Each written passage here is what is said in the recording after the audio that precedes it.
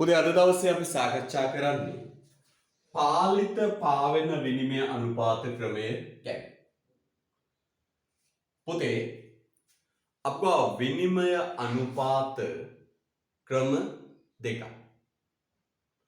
විනිමය අනුපාත ක්‍රම දෙකක්. මොකද පුතේ ක්‍රම දෙක? ස්ථාවර විනිමය අනුපාත ක්‍රමයයි පාවෙන විනිමය අනුපාත ක්‍රමය. මොකක්ද ක්‍රම දෙක? ස්ථාවර විනිමය අනුපාත ක්‍රමයයි පාවෙන විනිමය අනුපාත ක්‍රමය. මොකක්ද පුතේ ස්ථාවර විනිමය අනුපාත ක්‍රමය කියන්නේ? මහා බැංකුව ඩොලරයකට ගෙවන්න ඕන රුපියල් ප්‍රමාණය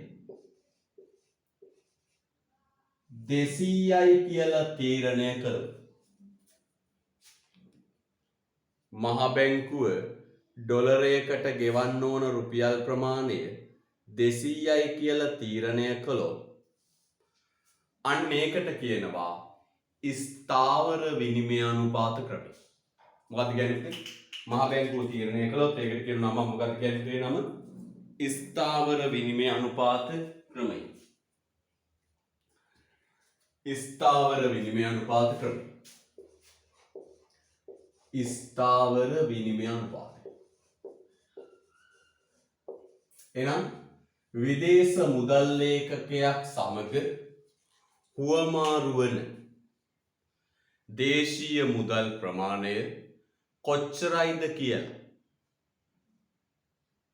හරිද කියලා මහා බැංකුව විසින් තීරණය කරලා මහා බැංකුව විසින් ඒක කරගෙන යනවා නම් අපි කියන මොකක්ද? ස්ථාවර විනිමය අනුපාතය. તો මොකද වෙන්නේ පුතේ? ස්ථාවර විනිමය අනුපාතය.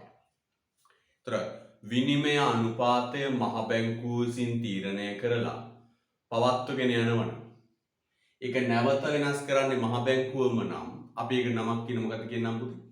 ස්ථාවර විනිමය අනුපාත ක්‍රමය. ඊට පස්සේ පූර්ණ පාවෙන විනිමය අනුපාත ක්‍රමය. පූර්ණ පාවෙන විනිමය අනුපාත ක්‍රමය. ඒක මොකක්ද? ඩොලර් ඉල්ලුමයි ඩොලර් සැපයුමයි. ඩොලර් ඉල්ලුමයි ඩොලර් සැපයුමයි මත නිදහසේ විනිමය අනුපාතය තීරණය වෙන්න ඉඩ දෙනවා නම් අපි ඕකට කියනවා පුතේ නමක් මොකද කියන්නේ? පාවෙන විනිමය අනුපාත ක්‍රමය. මොකද කියන්නේ? පාවෙන විනිමය අනුපාත ක්‍රමය. එතකොට බලන්න පොතට මහා බැංකුවේ කිසිදු මැදිහත් වීමක් නැතුව ඩොලර් ඉල්ලුමයි ඩොලර් සැපයුමයි මත විනිමය අනුපාතය නිදහසේ තීරණය වෙන්න ඉඩ දෙනවා නම් ඒකට කියනවා පූර්ණ පාවෙන විනිමය අනුපාත ක්‍රමය. මොකද කියන්නේ? පූර්ණ පාවෙන විනිමය අනුපාත ක්‍රමය. දැන් පුතේ මේකෙත් මොනවද තියෙන්නේ? අවාසි තියෙනවා. මේකෙත් තියෙනවා මොනවද? අවාසි. මේ දෙකම අවාසි තියෙනවා. මේ දෙකම අවාසි. මේ දෙකම අවාසි. ස්ථාවරකේ අවාසි තියෙනවා, පාවෙනකේ අවාසි තියෙනවා. මේ දෙකම අවාසි තියෙනවා. අන්න පුතේ ස්ථාවර විනිමය අනුපාතෙත් අයින් කරලා පූර්ණ පාවෙන විනිමය අනුපාතෙත් අයින් කරලා මෙන්න මේ දෙකේ සංකලනයක් පාවිච්චි කරන්න ගත්තා. දැන් ස්ථාවර විනිමය අනුපාත ක්‍රමේ අවාසි තියෙනවා. පාවෙන විනිමය අනුපාත ක්‍රමේ අවාසි තියෙනවා. අන්න ඒ දෙකේ සංකලනයක් තමයි පුතේ පාලිත පාවෙන විනිමය අනුපාතය කියලා කියන්නේ. එහෙනම් පුතේ මෙන්න මේ ස්ථාවර විනිමය අනුපාතයේ පාවෙන විනිමය අනුපාතයේ දෙකේ සංකලනය තමයි පුතේ පාලිත පාවෙන විනිමයානුපාතය කියන්නේ. පාලිත කියන්නේ පාලනය වෙනවා කියන එකනේ. පාවෙන කියන්නේ මොකක්ද? නිදහසේ තීරණය වෙනවා කියන එක. මෙන්න මෙහෙමයි වෙන්නේ පුතේ. මෙතෙන්දි වෙන්නේ මහ බැංකුව විනිමය අනුපාතය තීරණය කරන. මහ බැංකුව විනිමය අනුපාතය තීරණය කරන. හරිද? මහ බැංකුව විනිමය අනුපාතය තීරණය කරන. රුපියල් 200. තීරණය කළා පුතේ. ඒක යම් කිසි පරාසයක් තුල පාවෙන්න ඉඩ හරිනවා. මේක වෙන්නේ මොකද්ද? මහ බැංකුව තීරණය කරනවා විනිමය අනුපාතය 200යි. තීරණය කළා හැබැයි පුතේ යම් පරාසයක් තුල පාවෙන්න වෙනවා. 205ත් 195ත් අතර මේක නිදහසේ පාවෙන්න දෙන්න. අන්න ක්‍රමය පුතේ. මහ බැංකුව විනිමය අනුපාතය තීරණය කළා. හරිද? ඒක යම් පරාසයක් තුල පාවෙන්න දෙනවා. ඒක යම් පරාසයක් තුල පාවෙන්න දෙනවා නම් අන්න ඒකට කියනවා පුතේ නම පාලිත පාවෙන විනිමය අනුපාතය. ඒක නමක් කියන මොකක්ද පුතේ නේද කියන්නේ? පාලිත පාවෙන විනිමය අනුපාතය.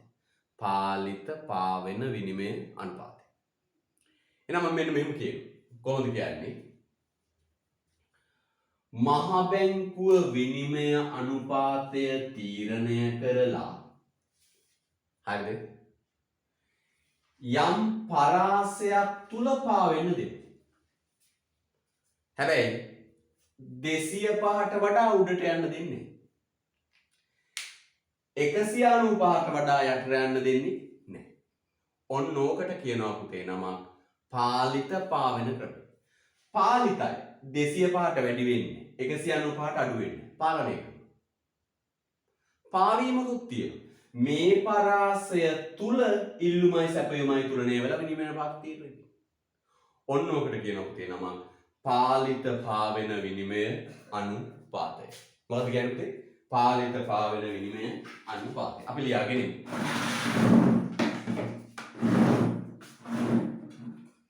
අපි ලියාගෙන ඉමු. හරි. let's getting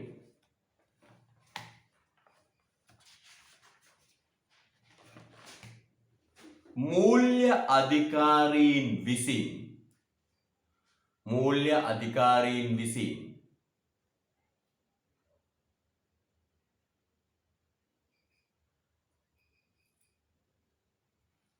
මූල්‍ය අධිකාරීන් විසින්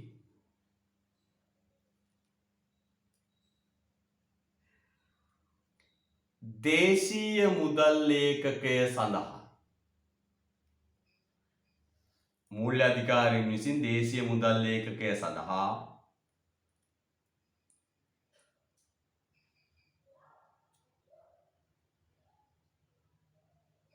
දේශීය මුදල් ලේඛකය සඳහා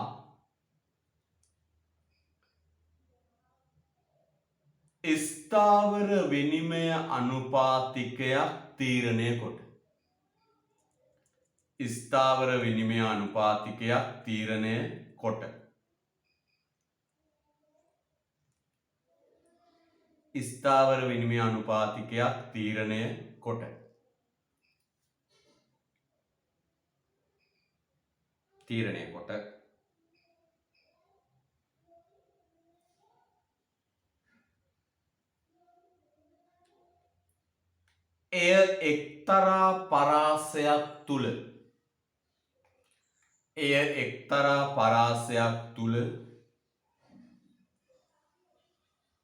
එය එක්තරා පරාසයක් තුල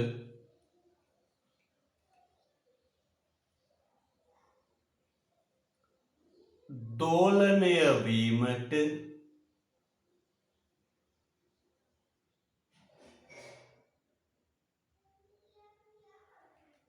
ඉඩ හැර ඇති තත්වයකි. එක්තරා පරාසයක් තුල දෝලනය වීමට ඉඩ හැර ඇති තත්වයකි. එක්තරා පරාසයක් තුල දෝලණය වීමට ඉඩ හැර ඇති තත්ත්වය. එක්තරා පරාසයක් තුල දෝලණය වීමට ඉඩ හැර ඇති තත්ත්වයකි. හරිද? right. ආයෙ කියන්න පුතේ. මූල්‍ය අධිකාරීන් විසින් දේශීය මුදල් ලේඛකය සඳහා ස්ථාවර විනිමය අනුපාතයක් තීරණය කොට එය එක්තරා පරාසයක් තුල දෝලණය වීමට ඉඩ හැර ඇති තත්ත්වයකි. හරිද? right. රූල කරලා යන්නේ. මෙය ස්ථාවර හා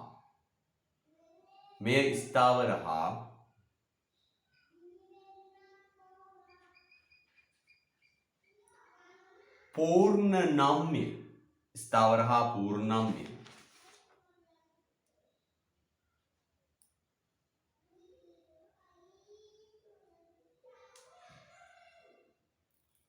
යන විනිමය අනුපාත ක්‍රම දෙකෙහි ස්ථාවර හා පූර්ණම්‍ය යන විනිමය අනුපාතික දෙකෙහි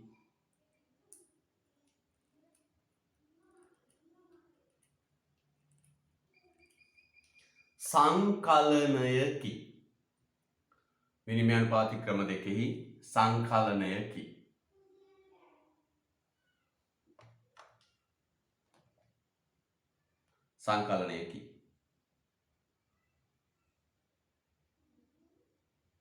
ක්‍රම දෙකෙහි සංකලනයකි. ආයෙ කියන්න පුතේ. මෙය ස්ථාවර හා පූර්ණම්‍ය යන විනිමය අනුපාත ක්‍රම දෙකෙහි සංකලනයකි.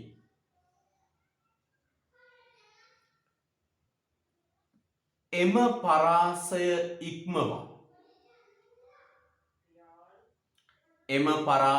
ඉක්මවා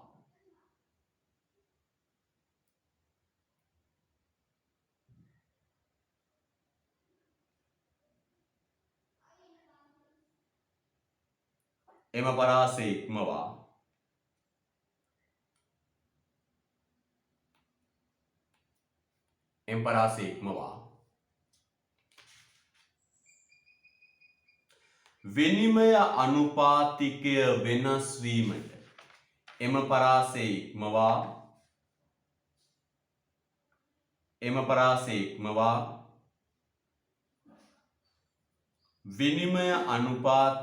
වෙනස් වීමට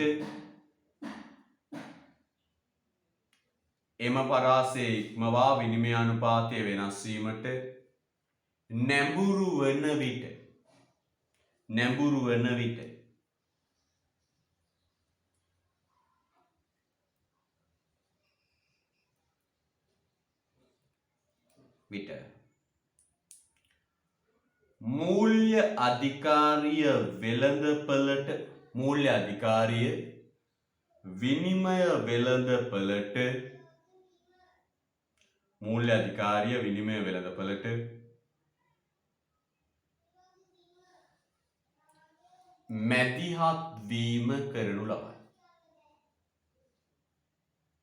මූල්‍ය අධිකාරිය විනිමය වෙළඳපළට මැදිහත් වීම කරනු ලබයි.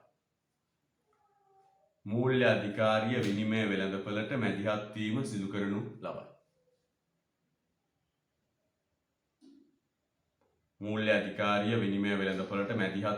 ලබයි. ආයෙ කියන්න පුතේ. එම පරාසය ඉක්මවා විනිමය අනුපාතය වෙනස් වීමට නැඹුරු වන විට මූල්‍ය අධිකාරිය විනිමය වෙළඳපළට මැදිහත් වීම කරයි. සිදු කරයි. මෙන්න මේකයි පුතේ වෙන්නේ. සරලව අවබෝධ කරගන්න. මොකක්ද? පාලිත පාවෙන්න. පාලනයකුත් තියෙනවා, පාවීමකුත් තියෙනවා. නේද? අර ක්‍රම දෙකේ සංකලනය. පාවීමකුත් තියෙනවා, පාලනයකුත් තියෙනවා. මේ බලන්න හොඳට. ඒ කියන්නේ මෙන්න මේකයි. මහා බැංකුව විනිමය අනුපාත පරාසයක් තීරණය කරනමින් ඩොලර් එක තියෙන්න ඕන 205යි 195යි අතර. ඒ දෙක අතර පුතේ ඉල්ලුමයි සැපයුමයි විනිමය අනුපාතය තීරණය වෙන්නේ. පාලනයකුත් තියෙනවා පාවීමකුත් තියෙනවා. දැන් මේක පාවෙලා මේ උඩට යන්නව 205 සීමාව ඉක්මවා යන්නව පාලනය කරනවා. මහ බැංකුව මැදිහත් වෙලා ඒක අඩු කරන්න කටයුතු කරනවා. පාවෙලා අනුපාත වඩා යටට යන්නව මහ බැංකුව මැදිහත් වෙලා පාලනය කරනවා. පාලිත පාවීම. හරිද? රයිට්. යන්න මෙතනින්. මෙය අපිරිසිදු පාවීමක්. මෙය අපිරිසිදු පාවීමක්. මෙය අපිරිසිදු පාවීමක්. මෙය අපිරිසිදු පාවීමක්.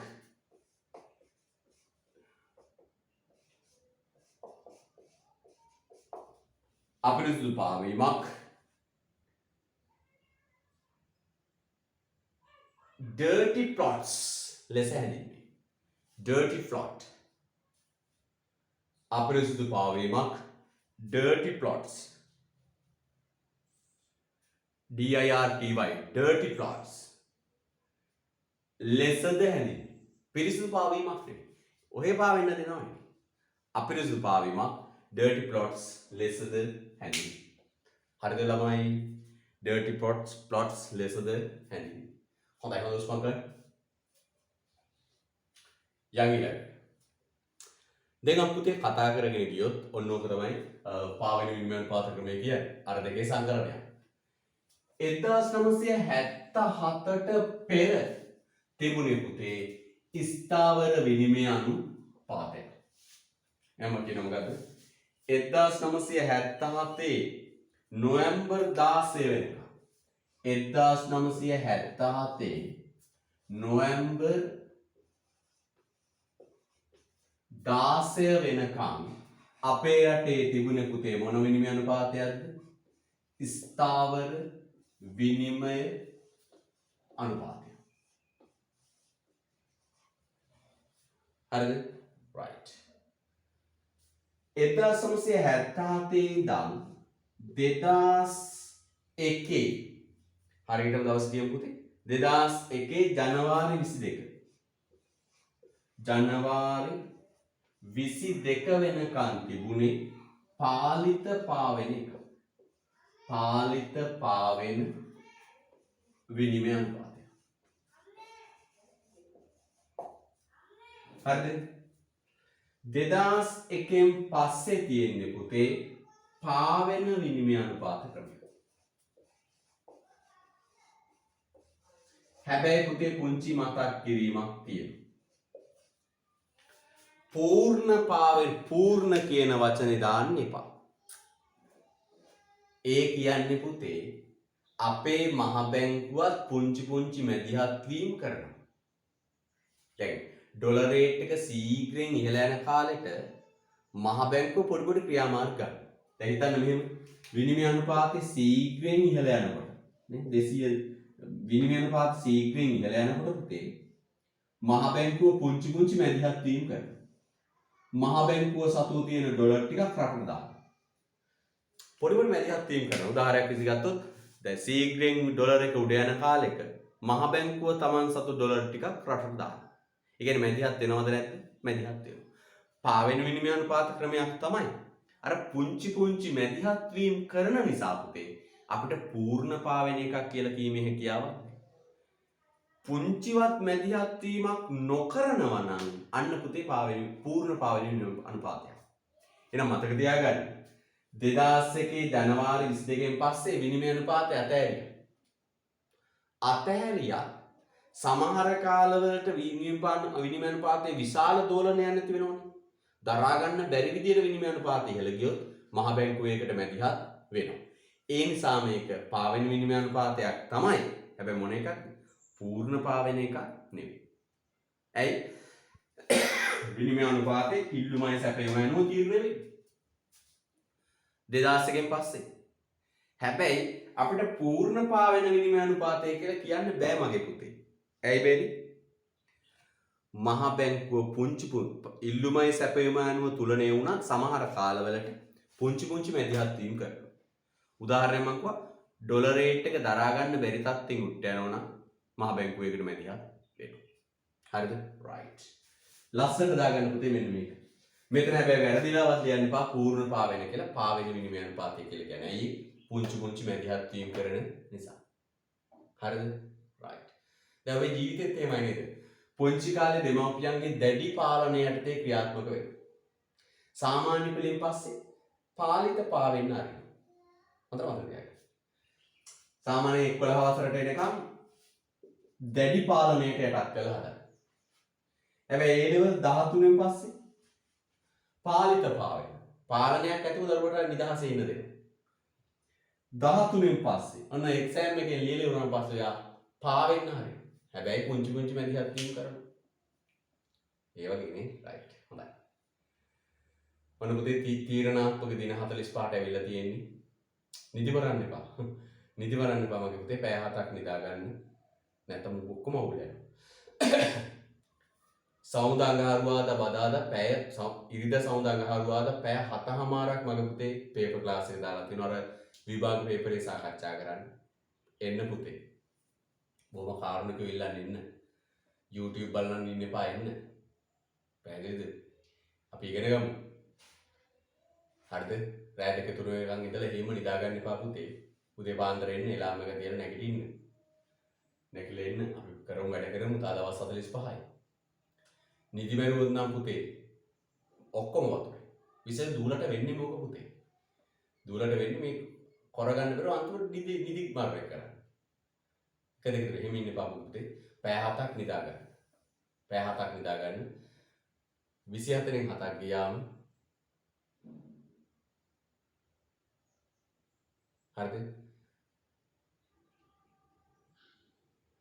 පැය 7ක් ගියාම පැය 17ක් තියෙනවා. පැය 17 උපරිමයෙන් වැඩ කරන්න.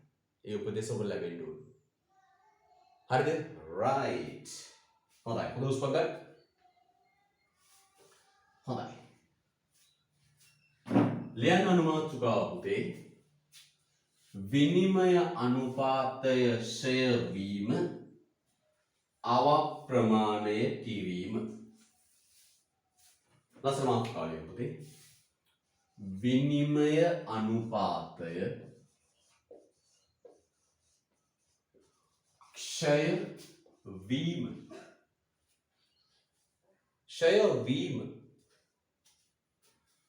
අවප්‍රමාණය කිරීම. අවප්‍රමාණය කිරීම.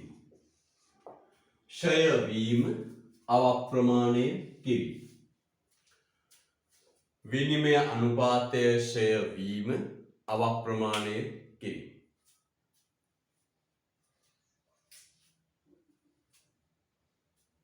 ක්ෂය වීම අවප්‍රමාණය කිරීම.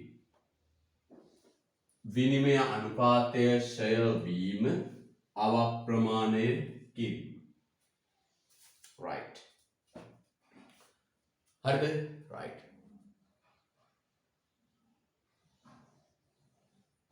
හරිද? right. විනිමය අනුපාතය ක්ෂය වීම අවප්‍රමාණය කිරීම. පුතේ මේ බලන්න හොඳට. වීම කිරීම. මොන ඔතනින්ම පටන් ගමු.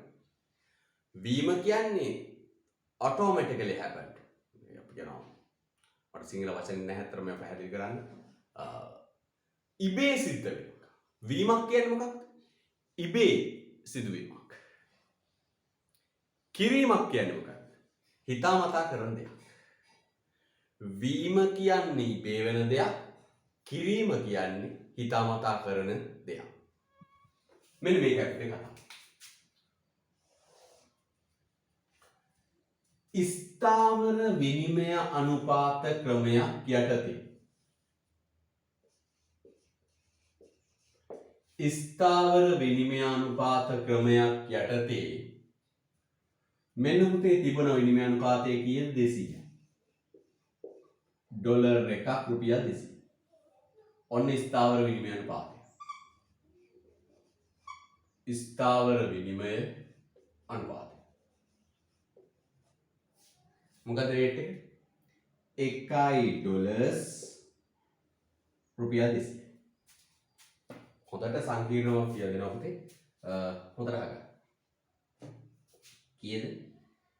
$1 රුපියල් 200.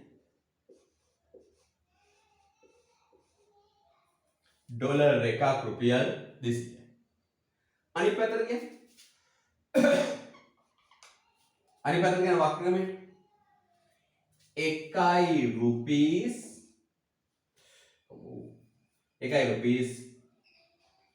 0.005 ඩොලර්ස්. ඔන්න කියන මොකද? විනිමය අනුපාතය මහා බැංකුව විසින් තීරණය කළා කීයද? රුපියල් 200. මේක මොකද පුතේ? ස්ථාවර විනිමය අනුපාතය. පුතේ මේ කියන්නේ පාවෙන විනිමය අනුපාත ක්‍රමය. ඩොලර් රුපියල්.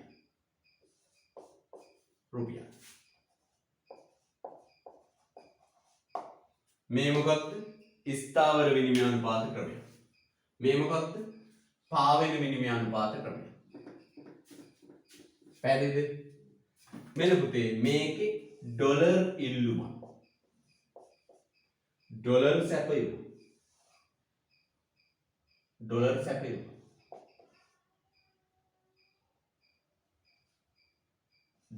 සැපයුමයි. තුලනය වෙලා විනිමය අනුපාතය කීයද? 200. ඔන්න ඔය හිතන්නකෝ. මේක මොකක්ද? ස්ථාවර ක්‍රමය. ස්ථාවර විනිමය අනුපාතය. මේක මොකක්ද? පාවෙන විනිමය අනුපාත ක්‍රමය.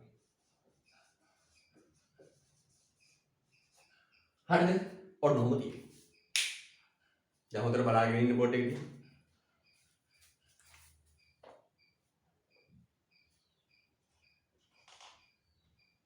හරිද? හොඳට බලාගෙන ඉන්න.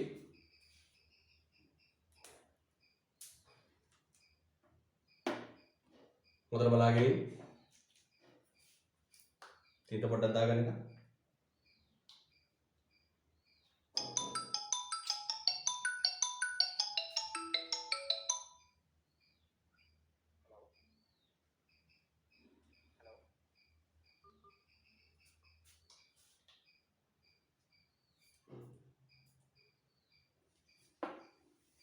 right.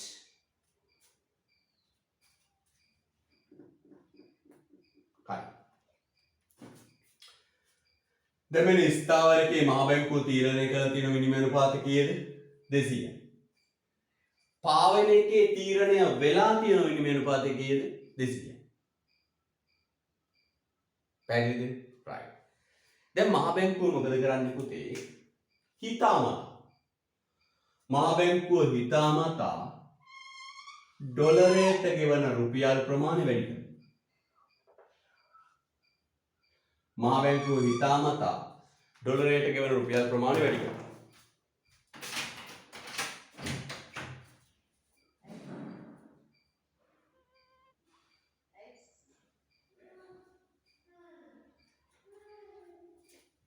මොකද වෙන්නේ? මහ බැංකුව හිතාමතා ඩොලරයට ගෙවන රුපියල් ප්‍රමාණය වැඩි කරනවා. 250 කරනවා. 250 කරනවා. පැහැදිලිද? 250 කරනවා.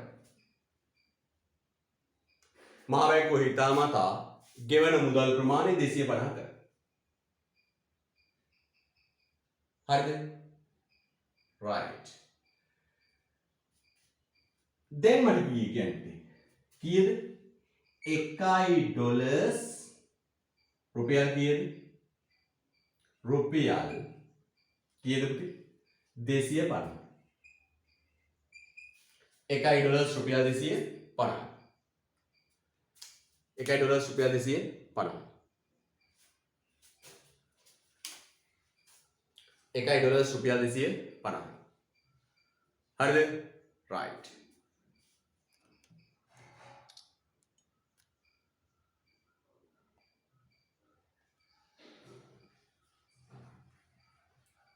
හරිද? right. ඊට පස්සේ දැන් මොකෝ වෙන්නේ? දැන් පුතේ මහ බැංකුව හිතා මතා ඩොලරයට ගෙවන රුපියල් ප්‍රමාණය වැඩි කළා. හිතා මතා. මහ බැංකුව හිතා මතා ඩොලරයට ගෙවන රුපියල් ප්‍රමාණය වැඩි කළා. ඊට පස්සේ දැන් මට කියන්න දැන් 1 ඩොලර් රුපියල් 250. අනිත් පැත්ත ගාලා මට කියන්න. 1 රුපීස් කීයද පුතේ? 0.004 ඩොලර්ස්. ඔන්න ඕක හිතාමතා මහ බැංකුව කළාම ඒකට කියනවා පුතේ විනිමය අනුපාතය අවප්‍රමාණය කිරීම.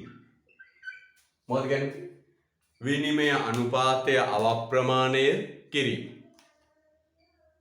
මම ආයෙත් මොකක්ද මෙන්න විනිමය අනුපාත තිබුණේ කීයද? ඩොලර් එකක් රුපියල් 200යි. විනිමය අනුපාත තිබුණේ කොහොමද? ඩොලර් එකක් රුපියල් 200යි. ඩොලර් එකක් රුපියල් 200යි කියන්නේ වක්‍ර ක්‍රමයට කියමු. රුපියලක් ඩොලර් 0.005.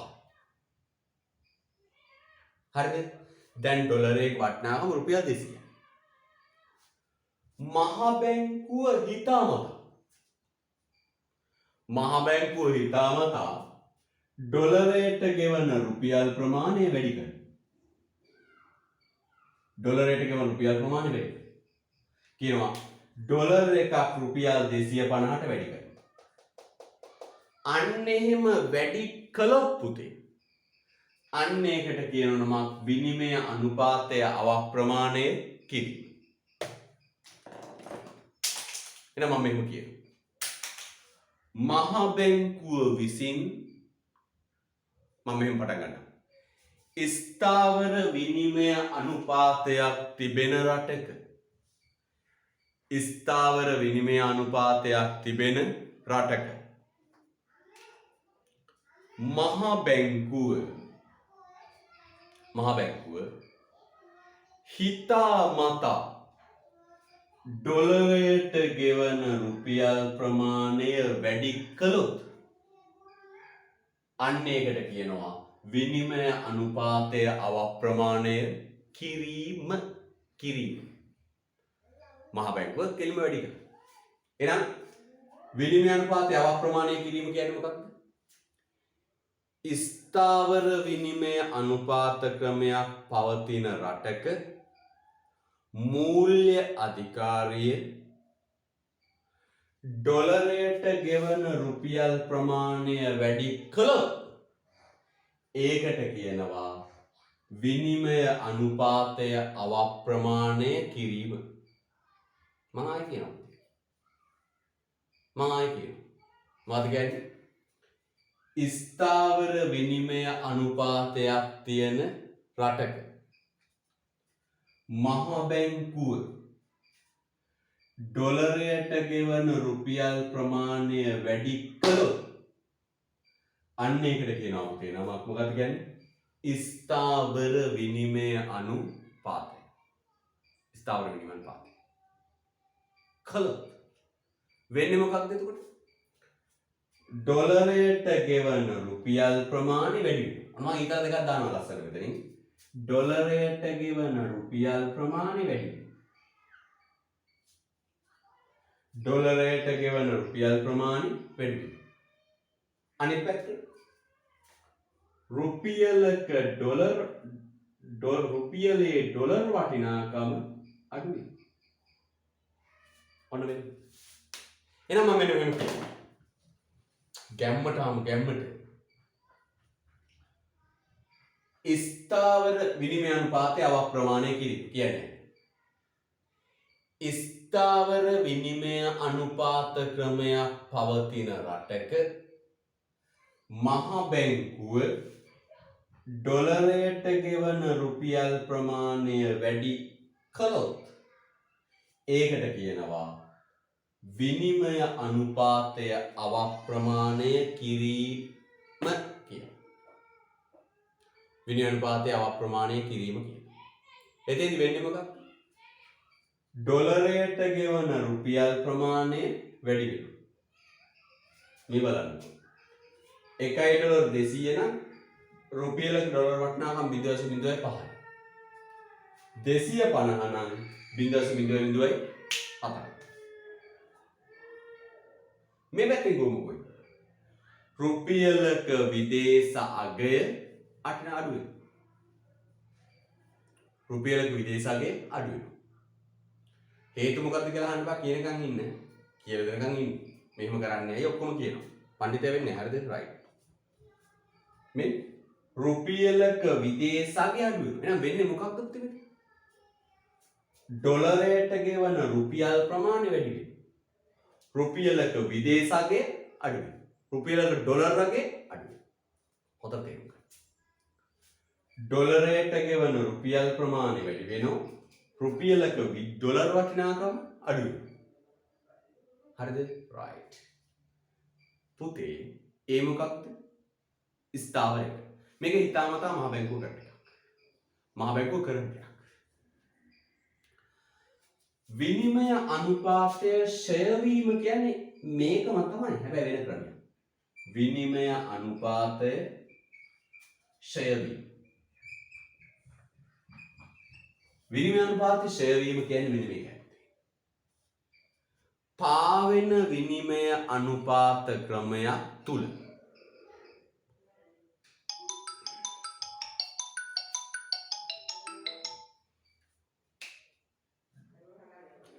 පාවෙන විනිමය අනුපාත ක්‍රමයක් තුල ඩොලර් ඉල්ලුමයි සැපයුමයි වෙනස් වෙලා පාවෙන විනිමය අනුපාත ක්‍රමයක් තුල ඩොලර් ඉල්ලුමයි සැපයුමයි වෙනස් වෙලා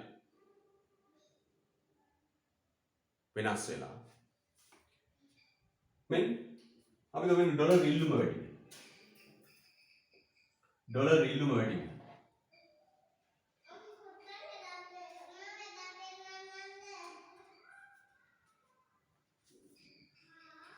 ඩොලරයට ගෙවන රුපියල් ප්‍රමාණය වැඩි වුණොත්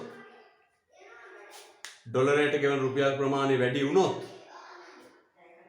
අන්න ඒකට කියනවා විනිමය අනුපාතය ෂය වීම. විනිමය අනුපාතය ෂය වීම. හොඳට බලන්න. මේ ෆෝනේ සිල්වර් වෙනස් කරනවා හරියන්නේ. ෆෝනේ නොයි කියනවා. මොකද්ද? මෙන්න. දැන් සවුන්ඩ් හරි නේද පුතේ? සවුන්ඩ් හරි නේද? ඇහෙනව නේද උදේ? පුතා ඇහෙනව නේද? ප්‍රශ්න නැහැ නේ? රයිට් යන්න. හරි. පුතේ පාවෙන විනිමය අනුපාත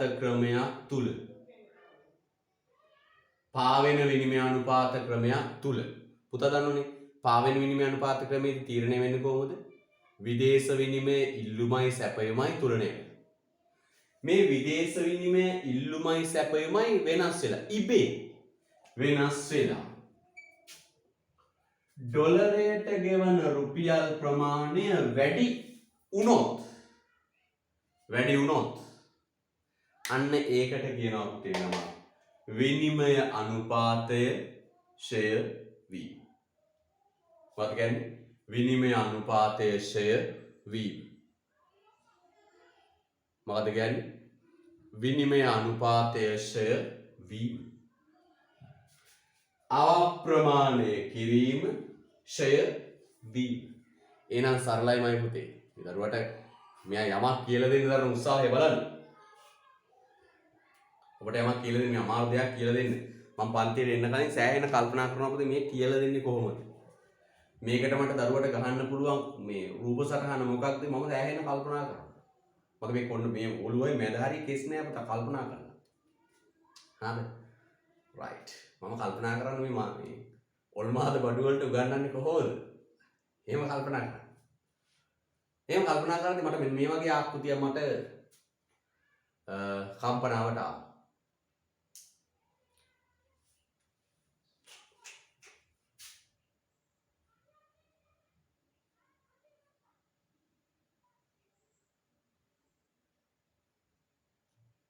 මොකක්ද? මේ රූප සටහනක් ගන්න. මේ අවප්‍රමාණය කිරීම තියෙන්නේ මොකක්ද? ස්ථාවර විනිමය අනුපාතය. ෂය වීම තියෙන්නේ කොහෙද? ෂය වීම තියෙන්නේ කොහෙද? පාවෙන විනිමය අනුපාතය. එහෙනම් හොඳට බලා ගන්න පුතේ. හොඳට බලන්න. මෙන්න. දැන් මම නිර්වචන දෙකම හොඳට කියනවා.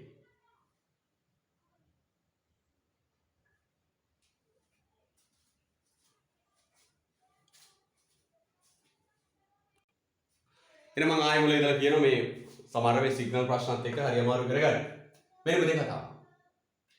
අපි මාතෘකාව ලිව්වා විනිමය අනුපාතය අවප්‍රමාණය කිරීම හා ෂය වීම කියලා. විනිමය අනුපාතය අවප්‍රමාණය කිරීම හා ෂය වීම කියලා. මෙන්න මේක අපිට අර්ථය. ස්ථාවර විනිමයානුපාත ක්‍රමයක් යටතේ අපි හරියට කොහොමද ස්ථාවර විනිමයානුපාතේ මහ බැංකුවනේ තීරණය කරන්නේ ස්ථාවර විනිමය අනුපාත ක්‍රමයක් යටතේ මහ බැංකුව ඩොලරයට ගෙවන රුපියල් ප්‍රමාණය වැඩි කළොත් අන්න ඒකට කියනවා විනිමය අනුපාතය අවප්‍රමාණය කිරීම.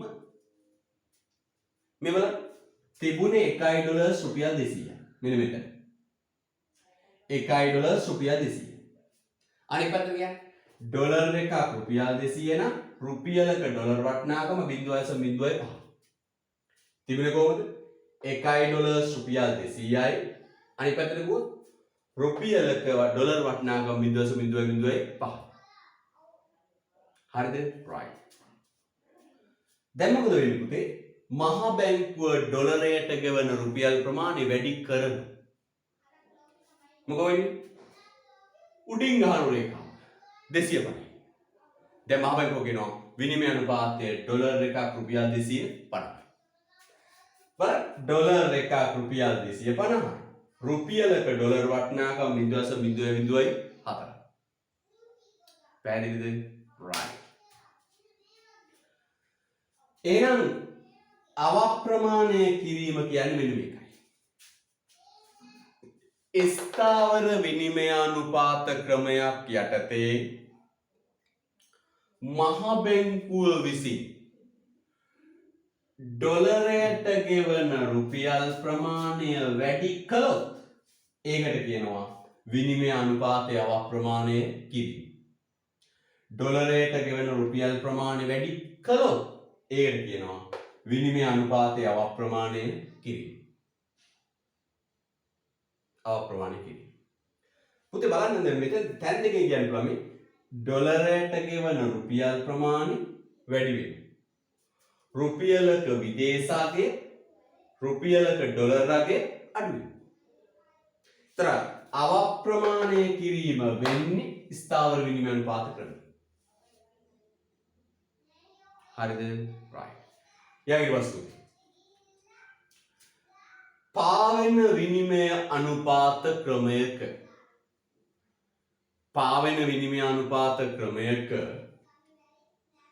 වෙන්නේ මොකද්ද පුතේ? ඩොලර් ඉල්ලුමයි සැපයුමයි තුලනේලා ස්වයංක්‍රීයව මේක වෙන්නේ.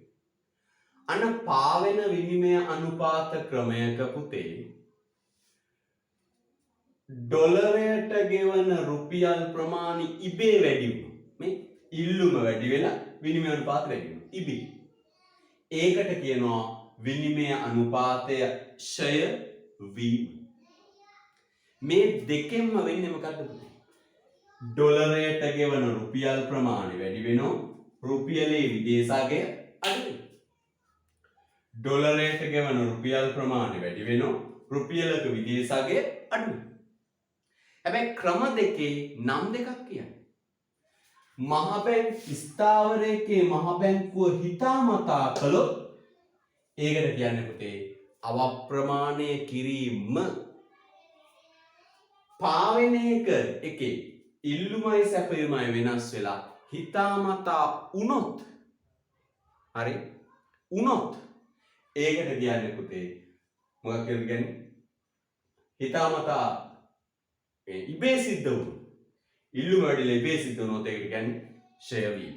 හැබැයි ඔය දෙකෙන්ම වෙන්නේ ඩොලරයට ගෙවන රුපියල් ප්‍රමාණය වැඩි වෙනවා. රුපියලක විදේශාගය අඩු. හරිද? right. දැන් මේ බෝඩ් එක පුතේ ලස්සනට දාගන්න. මම පුතාගේ මොලේට හරියන්න හදපු දේවල්. ලස්සනට බෝඩ් එක දාගන්න. කැටයන් දාලා උපරිමයි. මට ඒකම පොඩ මැසේජ් එකක් දාන්න පුතා පුතාගේ පෙනීමේ තත්ත්වය කොහොමද? ඇහෙනවද? පේනවද? ඇහෙනවද? පේනවද? පොඩ මැසේජ් එකක් දාන්න.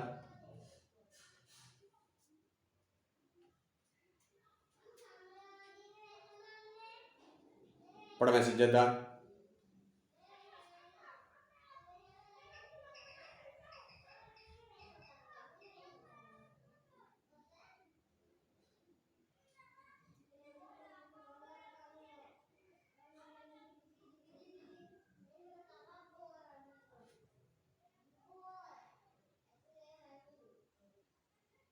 ලස්සන දාගන්න.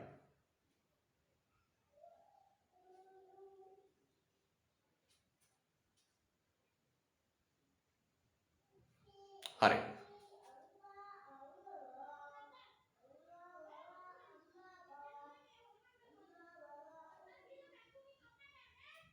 ලස්සන දාගන්න.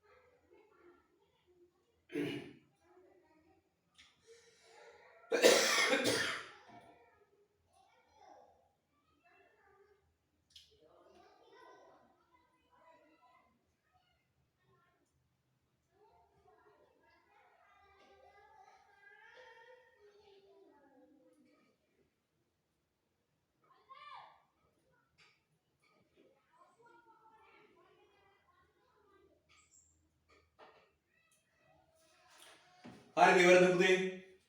ඉවරද? ඉක්මන් කරන්න ඕන. ඉක්මන් කරන්න ඕන.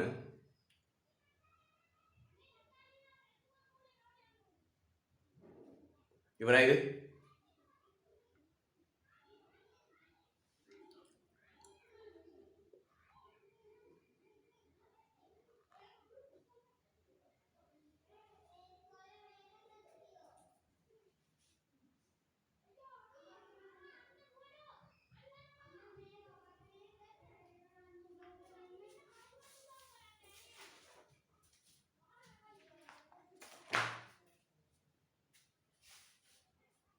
ඉවරයිද පුතේ?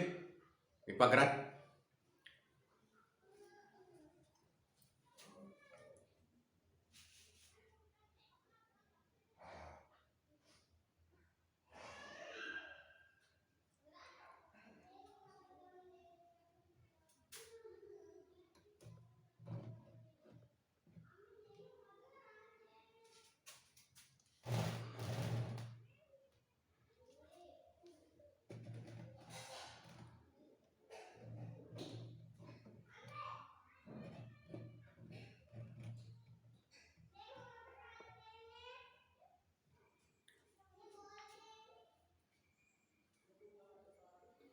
ඉවරයි නේද පුතේ?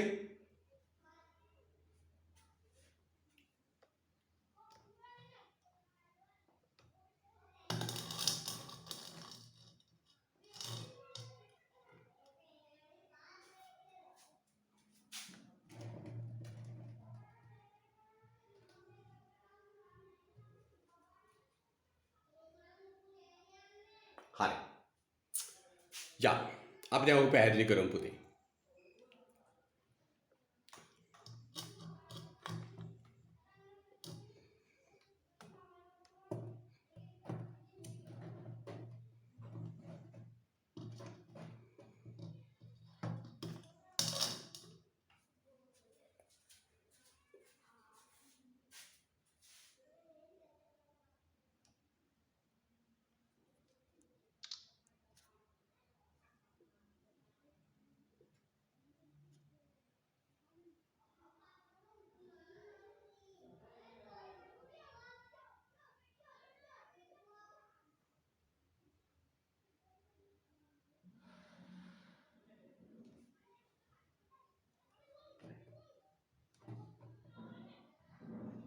right. දැන් පේනවනේ නිකන් සුපිරියර් නේ? හොඳට පේනවනේ නේ? right. හරි හරි. ඒකනේ හැදුවටක් ගන්න. යා. එහෙනම් පුතේ දැන් නිර්වචන දෙක ලියමු. නිර්වචනය කරන්නේ මෙන්න මෙතන. නිර්වචනය කරන්නේ උතන. හරිද? මම මෙන්න නිර්වචන දෙක කියනවා. ස්ථාවර විනිමය අනුපාත ක්‍රමයක් යටතේ මූල්‍ය අධිකාරිය විසින් රුපියලක විදේශාගේ දේශීය මුදල් ඒකකයේ විදේශාගය අඩු කිරීම විනිමය අනුපාතය අවප්‍රමාණය කිරීම ලෙස හැඳින්වේ. Again, ස්ථාවර විනිමය අනුපාත ක්‍රමයක් යටතේ දේශීය මුදල් ඒකකයේ විදේශාගය අඩු කිරීම අවප්‍රමාණය කිරීම ලෙස හැඳින්වේ. මෙතන තේරුම් ගන්න ඕනේ. ඩොලරයට ගෙවන රුපියල් ප්‍රමාණය වැඩි වෙනවා. රුපියලක විදේශාගය අඩු වෙනවා. හරිද? right. එහෙනම් මාත් සම කියන්නේ මා කීවට පසු කියන්නේ කට්ටිය කියමු ස්ථාවර විනිමය අනුපාත ක්‍රමයක් යටතේ කියනෝනේ ස්ථාවර විනිමය අනුපාත ක්‍රමයක් යටතේ දේශීය මුදලින් විදේශාගය අඩු කිරීම අවප්‍රමාණය කිරීම ලෙස හැඳින්වේ. හොඳයි මම කොට පස්සේ කිව්වා right. ඊට පාවෙන්නේ ෂය වීම කියන්නේ මෙන්න මේක. පාවෙන විනිමය අනුපාත ක්‍රමයක් යටතේ. පාවෙන විනිමය අනුපාත ක්‍රමයක් යටතේ. රුපියලක දේශීය මුදලේ විදේශාගය අඩු වීම ෂය වීම ලෙස හැඳින්වේ. ෂය වීම ලෙස හැඳින්වේ. හරිද? ෂය වීම ලෙස හැඳින්වේ. right. ෂය වීම ලෙස හැඳින්වේ. හරිද? right. හොඳ උස්පක් ගන්න පුළුවන්. යා. ලියමු දෙයට. යන්න ලියමු.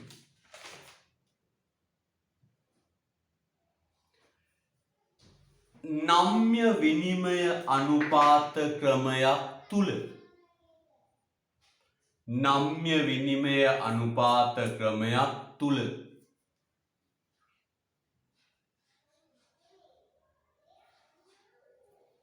නම්‍ය විනිමය අනුපාත ක්‍රමයක් තුල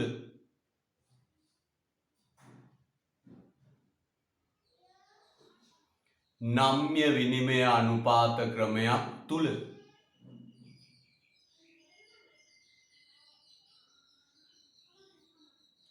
දේශීය මුදල් ලේඛකයක දේශීය මුදල් ලේඛකයක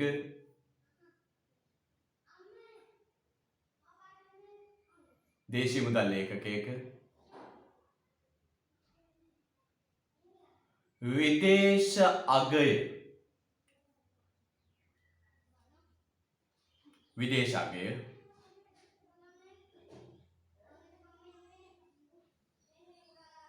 විදේශ අගය පහළ වැටීම විදේශ අගය පහළ වැටීම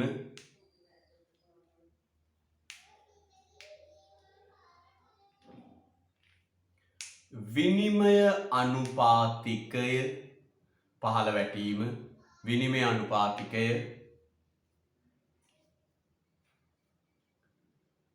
ක්ෂය වීම ලෙස හැඳින්වේ.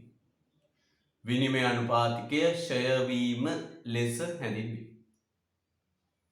විනිමය අනුපාතිකය ක්ෂය වීම ලෙස හැඳින්වේ. විනිමය අනුපාතිකය ක්ෂය වීම ලෙස හැඳින්වේ.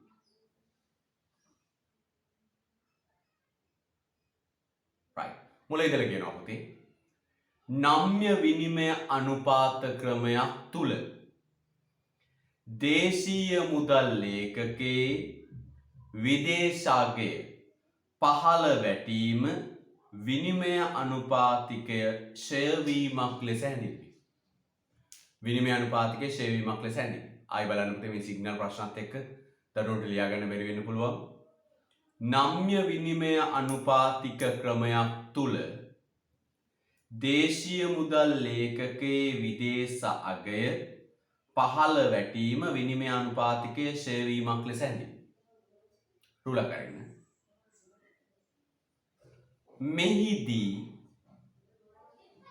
මෙහිදී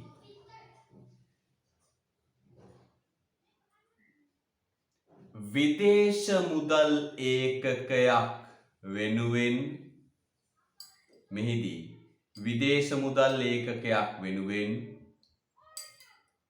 මෙහිදී විදේශ මුදල් ඒකකයක් වෙනුවෙන් ගෙවිය යුතු විදේශ මුදල් ඒකකයක් වෙනුවෙන් ගෙවිය යුතු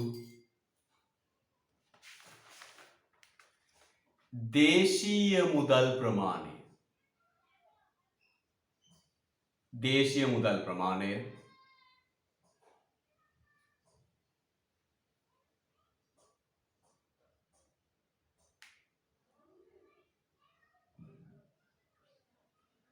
වැඩිවීම සිදුවේ. මුදල් ප්‍රමාණය වැඩිවීම සිදුවේ. විදේශ මුදල් ඒකකයක් වෙනුවෙන් ගෙවිය යුතු දේශීය මුදල් ප්‍රමාණය වැඩි වේ. දේශීය මුදල් ප්‍රමාණය වැඩි වේ. හරිද? right. හොඳ උස්පක් ගන්න. මේ අහන්න හොඳට. මේ අහන්න හොඳට. පොතේ අහන්න හොඳට. මෙන්න මේ අහනකොට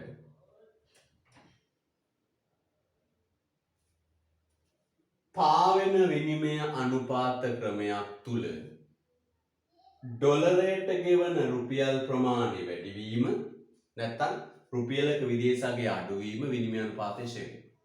මේ ෂෙයා වීම පුතේ මෙතනින් බලලා කියන්න පුළුවන් අතනින් බලලා කියන්න පුළුවන්. මෙතනින් බැලුවොත් මොකද වෙන්නේ? ඩොලරයට ගෙවන රුපියල් ප්‍රමාණය වැඩි වීම. ඩොලරයට ගෙවන රුපියල් ප්‍රමාණය වැඩි වීම. අතනින් බැලුවොත් වෙන්නේ. මෙතනින් බැලුවොත් වෙන්නේ රුපියලක විදේශ වටිනාකම රුපියලක ඩොලර් වටිනාකම අඩු වෙනවා. දැන් දරුවෙක් මෙන්න මෙහෙම කියනවා. දරුවෙක් කියනවා මෙහෙම. ඔන්න ළමයි දෙන්නේ ලියපු උත්තර දෙක. එක ළමයෙක් ලියනවා විනිමය අනුපාතයේ ෂෙයා වීම යනු පාවෙන විනිමය අනුපාත ක්‍රමයක් තුල ඩොලරයට ගෙවන රුපියල් ප්‍රමාණය වැඩි වීමයි. තව දරුවෙක් කියනවා ආහා ඒක නෙවෙයි. විනිමය අනුපාතයේ ෂෙයා වීම කියන්නේ පාවෙන විනිමය අනුපාත ක්‍රමයක් තුල රුපියලේ විදේශාගය අඩු වීම. දැන් මේ දැන් තර්ක කරන මේ දෙකෙන් හරි මොකක්ද? අපි කියනවා දෙකම හරි බබු. දෙකම හරි. නේද? මේ ඍජු ක්‍රමයට බලලා කිව්වේ ඍජු ක්‍රමයට බලලා එක්කෙනෙක් කියන්නේ. අනිත් කෙනා කියන්නේ වක්‍ර ක්‍රමයට බලලා. තේරුණාද පුතේ? right. ඔන්න ඕකනම් කියනවා පුතේ නම් ගොඩක්. ඕකට කියනවා නම් ගොඩක්. මෙන්න මේ නම් ටික ඔක්කොම කියනවා. right යටෙන් යන්න පුතේ.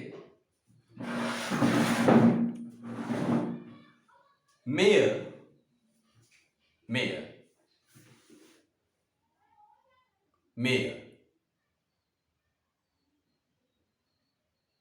විනිමය අනුපාතිකය හීන වීම. මෙය විනිමය අනුපාතිකය හීන වීම. මෙය විනිමය අනුපාතිකය හීන වීම. විනිමය අනුපාතිකයේ හීන වීම.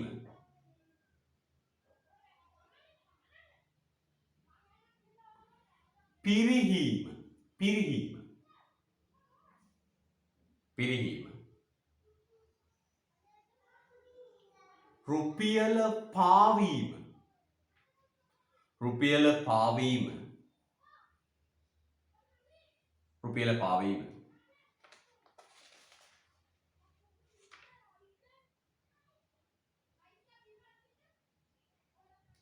මොකද වචන පුතේ? මෙය විනිමය අනුපාතය හීන වීම, පිරිහීම, රුපියල පාවීම යන වචන වලින්ද හැඳින්වේ. යන වචන වලින්ද හැඳින්වේ.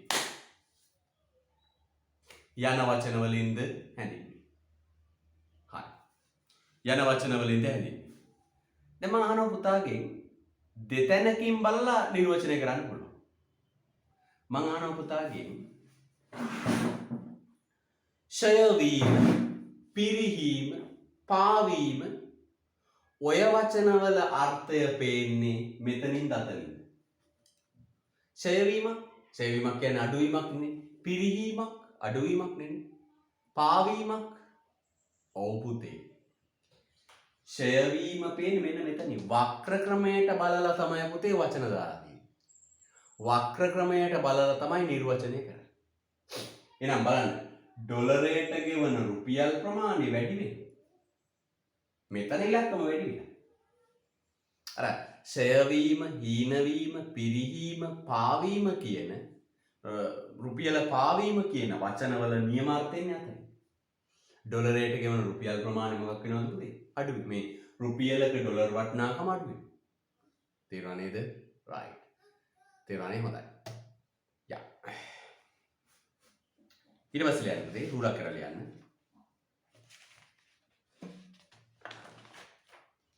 රූලක් කරලා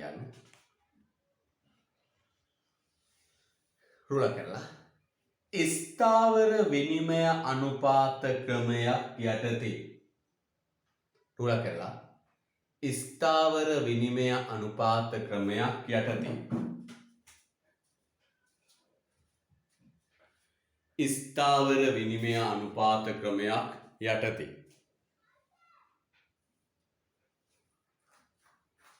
ස්ථාවර විනිමය අනුපාත ක්‍රමයක් යටතේ.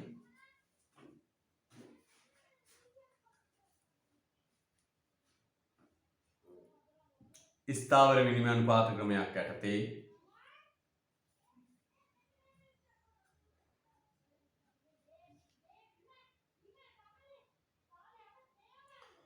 මූල්‍ය අධිකාරිය විසින් මූල්‍ය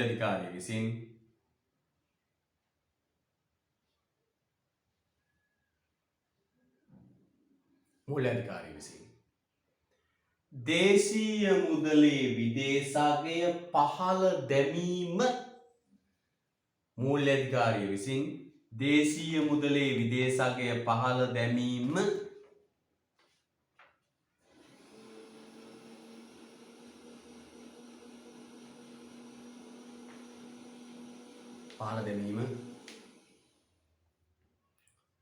විනිමය අනුපාතය අවප්‍රමාණය කිරීම පහත දැමීම විනිමය අනුපාතය අවප්‍රමාණය කිරීම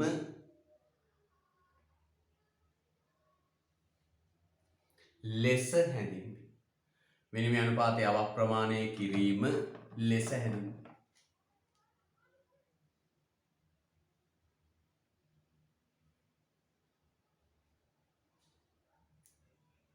අවප්‍රමාණය කිරීම ලෙස හැඳින්වේ. එහෙනම් මේ අහන පුතේ හොඳට. මෙන්න මෙහෙම කියන්න. කොහොමද කියන්නේ? ආයි මම කියන්නකෝ ලියුව එක.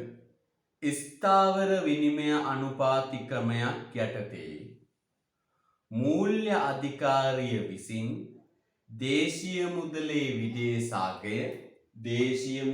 විදේශාගය පහළ දැමීම විනිමය අනුපාතය අවප්‍රමාණය කිරීම ලෙස හැඳින්වේ. ආයි කියන්න.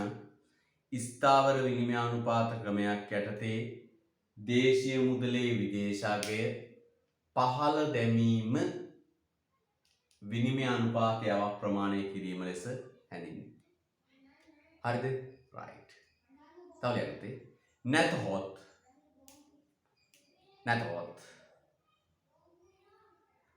මූල්‍ය අධිකාරිය විසින්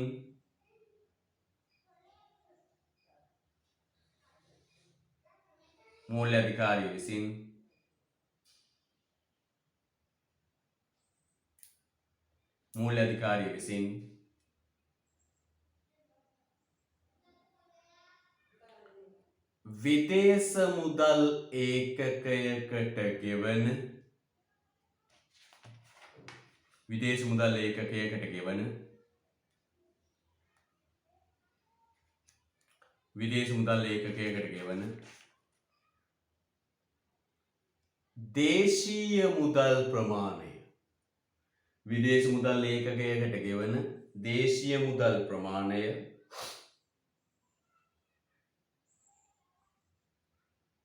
වැඩි කිරීම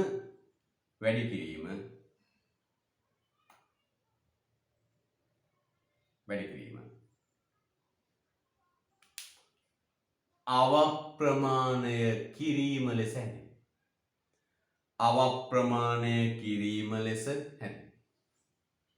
නැතහොත් දේශීය මුදල් ඒකකයකට ගෙවන විදේශ මුදල් ප්‍රමාණය වැඩි කිරීම අවප්‍රමාණය කිරීම ලෙස හැඳින්වේ. හරිද? right. අවප්‍රමාණය කිරීම ලෙස හැඳින්වේ. නම් බොහොම පැහැදිලි පුතේ. එහෙනම් දැන් මම අහනවා පුතාගෙන් ක්වෙස්චන් එකක්. දේශීය මුදල් ඒකකයකට ගෙන විදේශ මුදල් ඒකකයකට ගෙවන දේශීය මුදල් ප්‍රමාණය වැඩි කිරීම අවප්‍රමාණය කිරීම ලෙස හැඳින්වේ. මම අහන පුතාගෙන් ප්‍රශ්නයක්. මම අහනවා මෙහෙම. මේ දෙකේ වෙනස මොකක්ද? අවප්‍රමාණය කිරීමේ ඡය වීමේ වෙනස තමයි පුතේ මේක විනිමයානුපාත ක්‍රම දෙකක් යටතේ සිදුවේ. අවප්‍රමාණය කිරීමයි ෂය වීමයි අතර වෙනස මොකක්ද පුතේ? මේක සිද්ධ වෙන්නේ ක්‍රම දෙකක් යටතේ. හැබැයි මේකේ ප්‍රතිවිපාක සමානයි. මේක ප්‍රතිවිපාක සමානයි. නේ? දැන් ඔය නිකන් අපි ගත්තොත් සාමාන්‍ය මිනිස්සෙක් මැරුණම කියන්නේ මොකද කරන්නේ? මැරුණා, මිය ගියා. නැත්නම් වලකච්ච ගැහුවා කියනෝනේ. එහෙම කියලා එක සාමාන්‍ය වචන පාවිච්චි කරනවා. සාමාන්‍ය මිනිහින් මලා. එක නම් නේ. ඔන්න ගමේ එකෙන් නිකම් එකෙන් මලා. ඔන්න කියනවා මලා. නැත්නම් වලකච්ච ගැහුවා. නේ? එහෙම කියනවා. ටිකක් මිනිස්සෙක්කුත් නේ තව කියනවා අබ්‍රාප්‍රාප්ත වුණා. නේ? තව ටිකක් ලොකු එකෙක් නම් දිවංගත වුණා. නේ? තව ටිකක් ලොකු එකෙක් නම් කලුරිය කළා. නේ? එක එක වචන කිව්වට ඔක්කොම එකයි තියෙන්නේ. නේ? ඔක්කොම එකයි. ජීවිතක්ෂයටපත් වුණා කියන එක ඔක වචන කියන හැබැයි ඔක්කොම එකයි. නේ? නේද? ඔව්. ඒ වගේ පුතේ. ක්‍රම දෙකේදී වචන දෙකක් කිව්වට මේකේ ප්‍රතිවිපාක එක සමානයි. මොකද්ද ප්‍රතිවිපාකේ? ප්‍රතිවිපාකේ මොකක්ද? දෙකෙන්ම වෙන්නේ ඩොලරයට ගෙවන රුපියල් ප්‍රමාණය වැඩි වෙනවා. මෙතනින් බලලා කියනකො ඩොලරයට ගෙවන රුපියල් ප්‍රමාණය වැඩි වෙනවා. රුපියලක විදේශාගේ අඩු වෙනවා. Different words but same effects. Right on. තේරුණා? on ලියන්න පිටින් විනිමය අනුපාතය ෂය වීම හා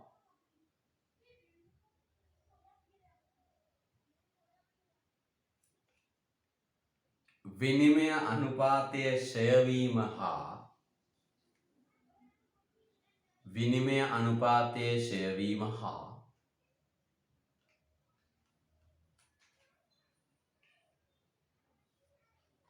අවප්‍රමාණය කිරීම ෂය වීම හා අවප්‍රමාණය කිරීම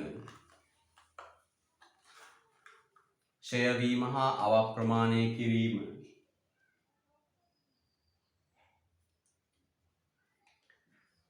අතර වෙනස වන්නේ අතර වෙනස වන්නේ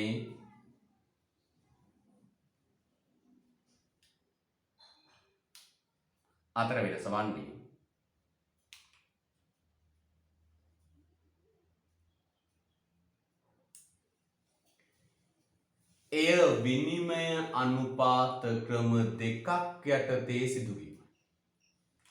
වෙනස වන්නේ එය විනිමය අනුපාත ක්‍රම දෙකක් යටතේ සිදුවීම. එය විනිමය අනුපාත ක්‍රම දෙකක් යටතේ සිදුවීමයි.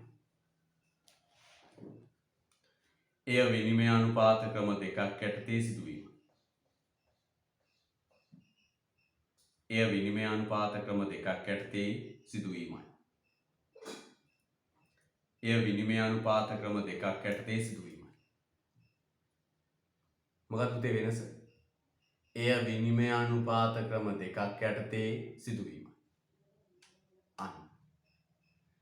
වෙනස වන්නේ එය විනිමය අනුපාත ක්‍රම දෙකක් යටතේ සිදුවීමයි. රතු පැනතර ගන්න පුතේ. නමුත් මෙහි ප්‍රතිවිපාක සමානයි. නමුත් මෙහි ප්‍රතිවිපාක සමානයි. රතු පැන ගන්න. නමුත් මෙහි ප්‍රතිවිපාක සමානයි. නමුත් මෙහි ප්‍රතිවිපාක සමානයි.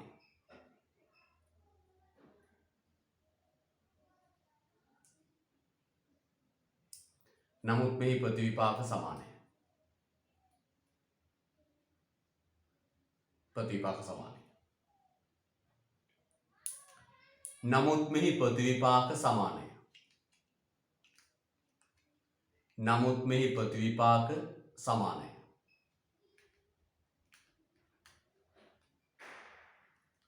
නමුත් මෙහි ප්‍රතිවිපාක සමානයි. හරිද? ප්‍රතිවිපාක සමානයි.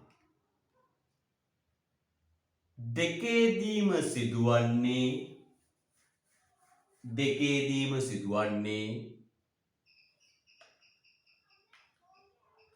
සිදුවන්නේ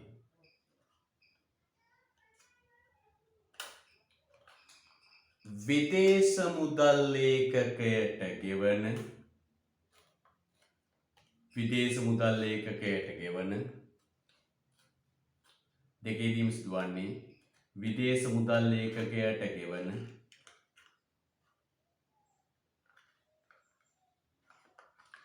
දේශීය මුදල් ප්‍රමාණය වැඩිවීමයි.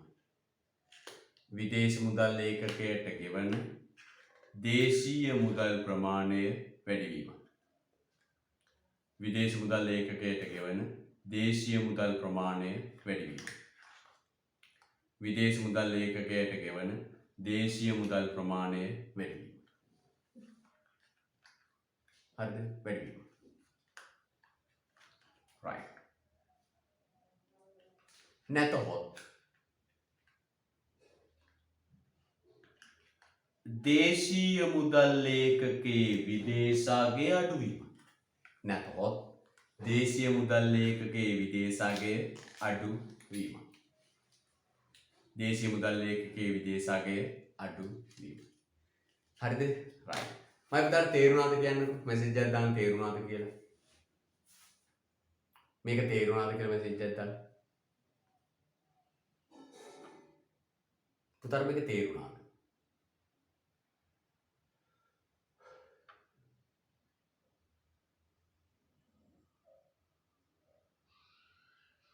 තේරුණාද කියලා කොට මැසේජ් එකක් දාන්න.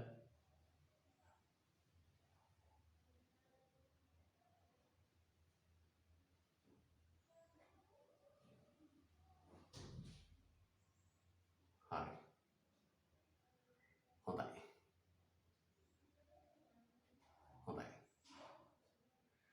පන්තියේ ඉන්න මෝඩම ළමයාත් මම මැසේජ් එකක් එවනවා. එයාටත් හොඳට තේරුණා කියලා. හරි. ඇති. තාම මේක ඉස්සරහා කියනවා නේ. සරලව මතක තියාගන්න පුතේ. සරලව මේ වෙන්නේ මොකක්ද? එකම දේ මොකද්ද වෙන්නේ?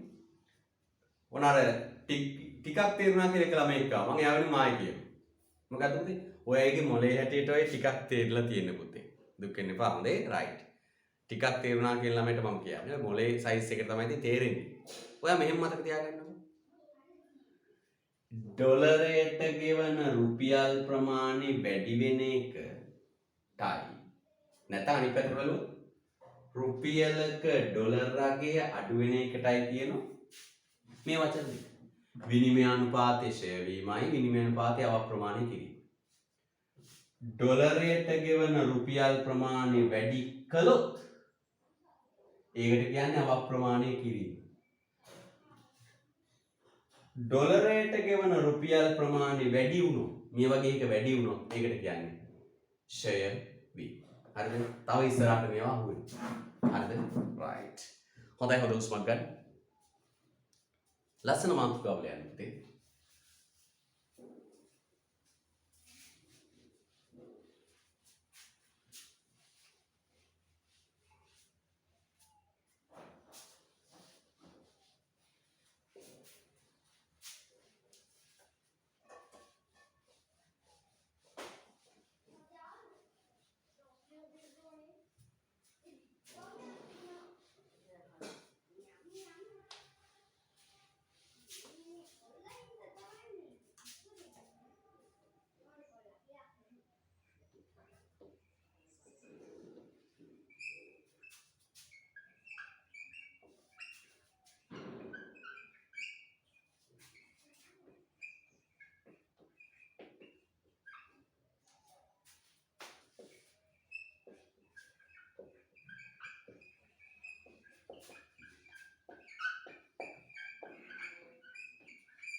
right. ලස්සන මාතෘකාවකදී විනිමය අනුපාතය ෂෙයා වීමේ අවප්‍රමාණය කිරීමේ ආර්ථික ප්‍රතිවිපාක. විනිමය අනුපාතය ෂෙයා වීමේ අවප්‍රමාණය කිරීමේ ආර්ථික ප්‍රතිවිපාක. හරිද? right. ලස්සන බෝඩ් එක මාතෘකාව ලියන්න ඊට මම ගන්න මගේ පුතේ YouTube එකේ වීඩියෝ 220ක් තියෙනවා. අර යන්තම් තේරුණා හරි මක් හරි දාපු ළමයෙක් ඉඳන් මම ඒ දරුවට කියන මෙහිම පුතේ හවස් වෙන්න නිවාඩු පාඩුවේ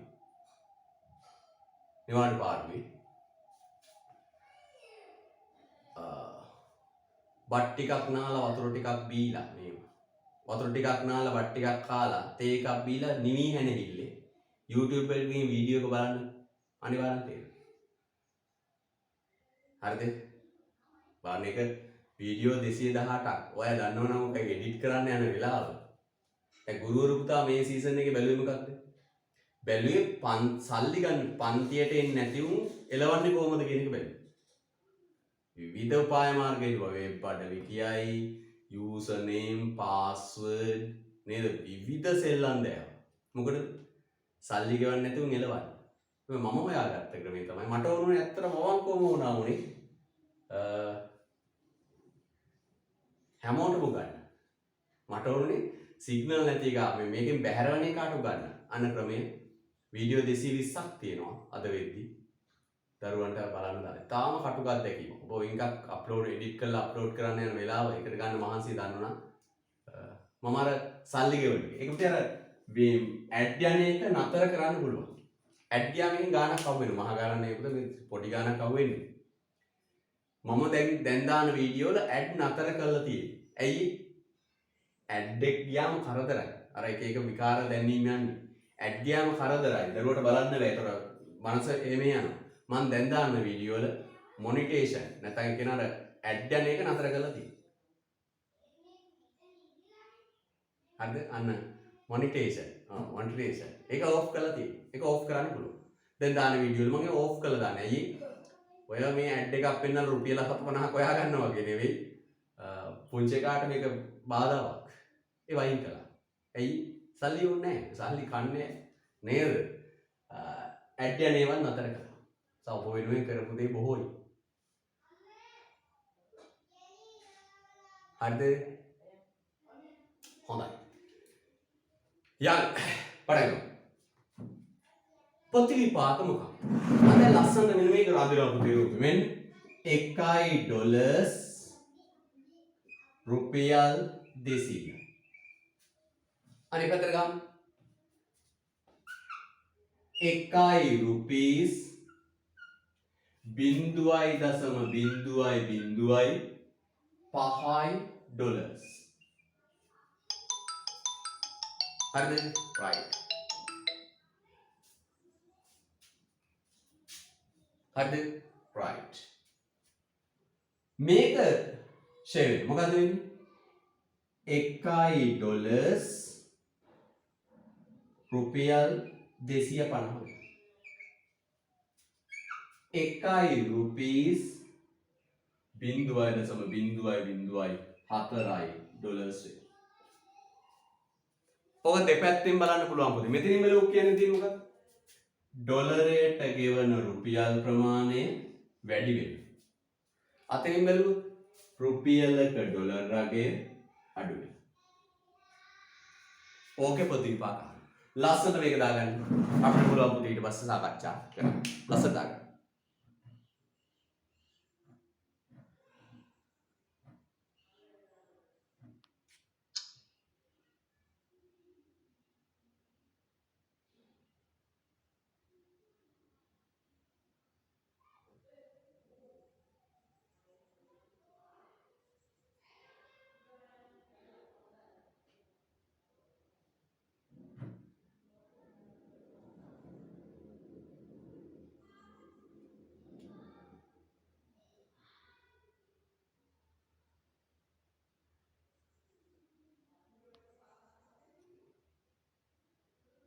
හරිද? right. හොඳයි. ලස්සන දාන්න. හොඳට තේරුම් ගන්න.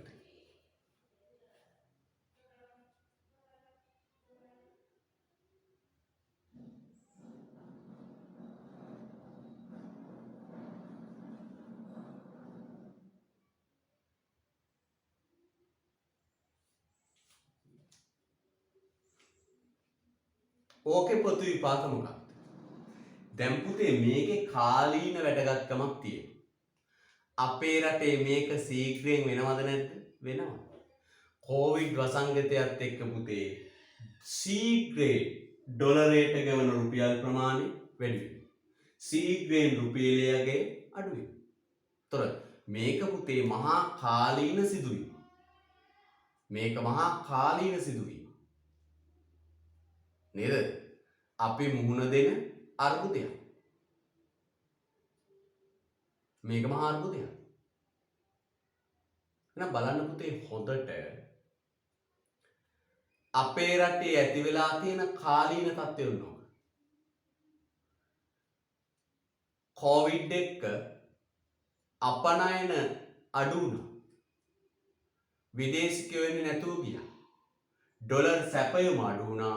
ඩොලර් ඉල්ලුම වැඩි වුණා. අවසාන ප්‍රතිඵලය පුතේ රුපියලේ විදේශ අගය වැඩි වුණා. right.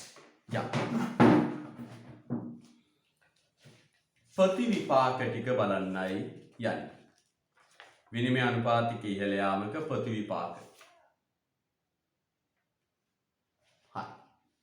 දැන් මොකද වෙන්නේ කියලා බලමු. මොකද වෙන්නේ කියලා බලමු. පුතේ මේ බලන්න වෙන්නේ.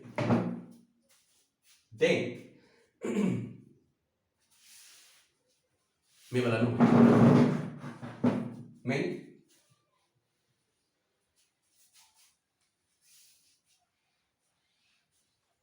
මේ බලන්න. මෙන්න මම අහන පුතාගේ මෙන්න මේ කතාව. මේ සිද්ධිය අපනයන වලටයි ආනයන වලටයි බලපාන්නේ කොහොමද? මේ සිද්ධිය ආනයන වලටයි අපනයන වලටයි බලපාන්නේ කොහොමද? අපනයන වැඩි වෙනවද අඩු වෙනවද? ආනයන අඩු වෙනවද වැඩි වෙනවද? මට උත්තරයක් ඕන. ඉස්සෙල්ලා අපනයන වලට දැන් හිතන්න පුතේ හොඳට. හිතන්න හොඳට. අපනයන වලට මොකද වෙන්නේ? රුපියලේ විදේශ අගය අඩු වෙනවා. ඩොලරයට ගෙවන රුපියල් ප්‍රමාණය වැඩි වෙනවා.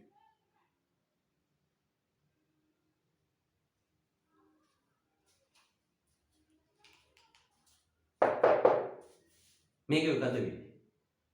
මේ බලන්න පුතේ හොඳට. මේ බලන්න. මෙන්න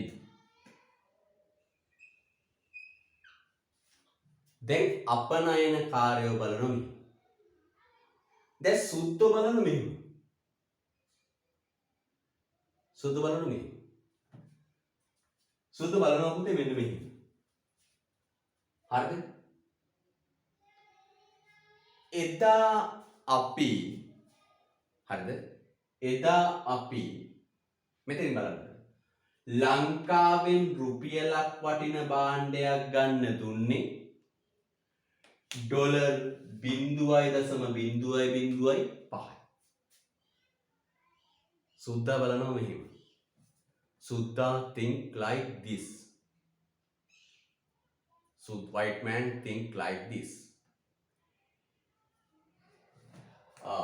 Before the depreciation, we give the $0.005 to buy the Sri Lankan rupees goods. තේරුණේ නැහැ? හරි මම සිංහලෙන් කියන්නම්. සුදු හිතනවා එදා රුපියලක් වටින භාණ්ඩයක් ගන්න අපි ඩොලර් දුන්නේ 0.005. දැන් ලංකාවේ විනිමය අනුපාතය ෂෙය වෙනවා. ලංකාවේ විනිමය අනුපාතය ෂෙය වෙනවා. දැන් දෙන්න ඕන 0.004. දැන් දෙන්න ඕන 0.004. සුද්දුන්ට පේනවා අපේ භාණ්ඩ මිල අඩු වෙලා වගේ. අපේ භාණ්ඩ මිල අඩු වෙලා වගේ පේනවා. හාමුදුරුවෝ නිකන් බලන්න කතාවන imagine you are a person of American citizen. හරි. ඔන්න දැන් ඔයා ඇමරිකාවේ පුද්ගලයෙක්. දැන් ඇමරිකන් මොඩල් එකට හිතන්න පොඩක් මෙහෙම කළා. Imagine you are a citizen of America. දැන් ඇමරිකාවේ ඉන්න මිනිස්සෙක්. මේ ඔන්න ඔයා දැන් ඇමරිකාවේ ඉන්න මිනිස්සෙක්. ඔයා කියන මෙහෙම ඒ කාලේ ලංකාවෙන් රුපියලක් වටින භාණ්ඩයක් හිතන්න ටොපියක් කියලා හිතන්න. ශ්‍රී ලංකන් ටොපි. ලංකාවේ රුපියලක් වටින ටොපියක් ගන්න එදා අපි දුන්නේ ඩොලර් 0.005. හිතන්න හොඳට නේද? දැන් දෙන්න ඕන 0.004. දැන් දෙන්න ඕන 0.004. දැන් මෙයාට හිතෙනවා. දැන් මම ලස්සන රූප අඳින්න. හරි ලස්සන රූප. දැන් මෙයාට හිතෙනවා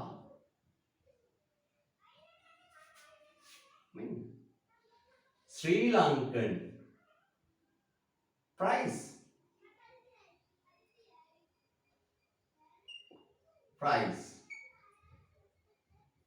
අඩු වෙලා ශ්‍රී ලංකන්ස් price reduce එහෙම හිතෙනවා. දැන් මම මේ කියන්න උත්සාහ කරනවා යම මොකද හිතෙන්නේ? මෙයා හිතනවා මෙහෙම. එදා කියන්නේ ෂෙයා වෙන්න කලින් ඩොලර් එකක් වටින රුපියලක් වටින භාණ්ඩයක්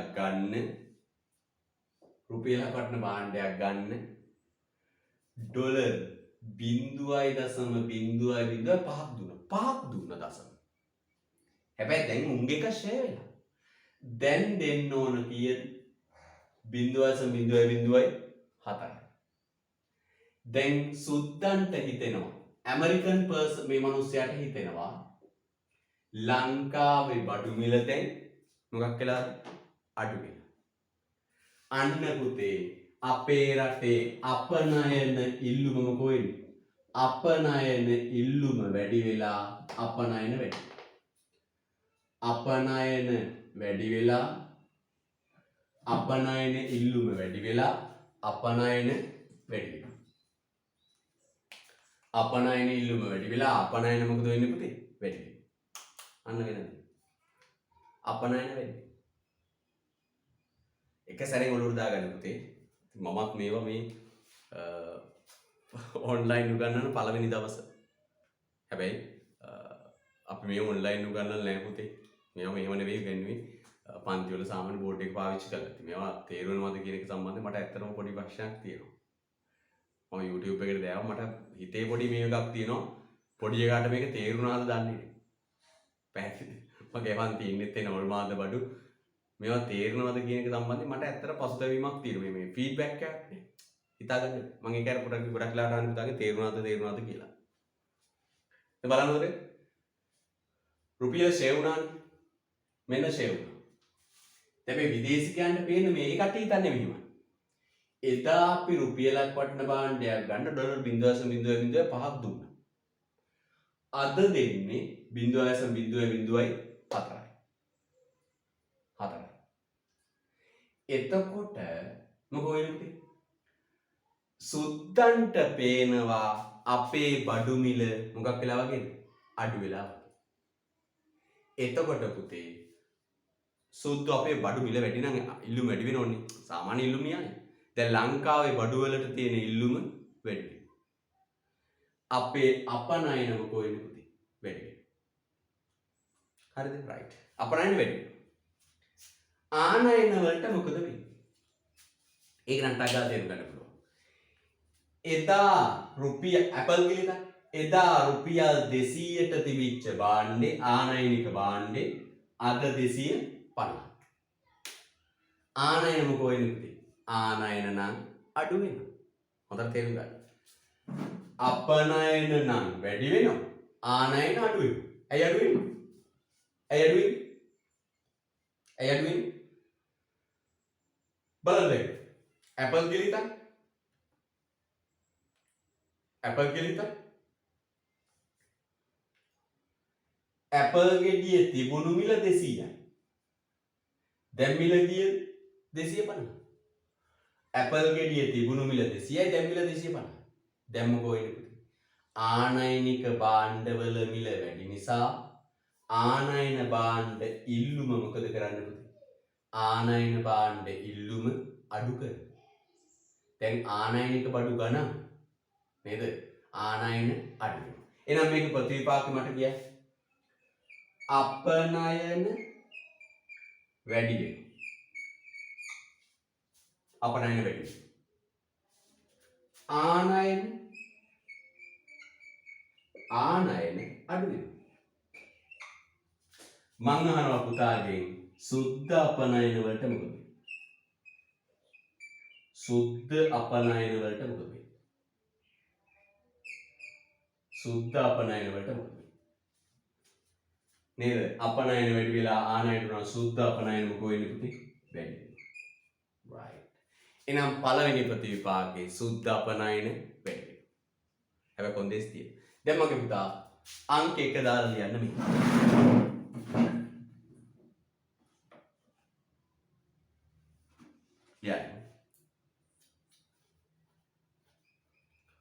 මූර්ත විනිමය අනුපාතය ෂය වුවහොත් පුංචි වාක්‍යයක් දාලා ලියන්න. මූර්ත විනිමය අනුපාතය ෂය වුවහොත් මූර්ත විනිමය අනුපාතය ෂය වුවහොත්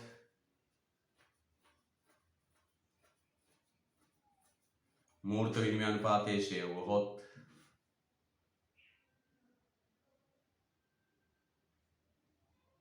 රත් වෙන කරගන්න.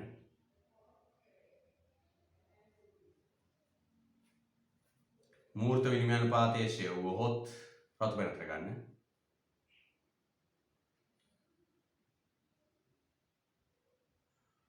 අපනයන වැඩි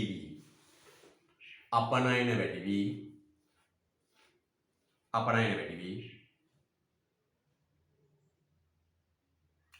ආනයන අඩු වී අපනයන වැඩි වී ආනයන අඩු වී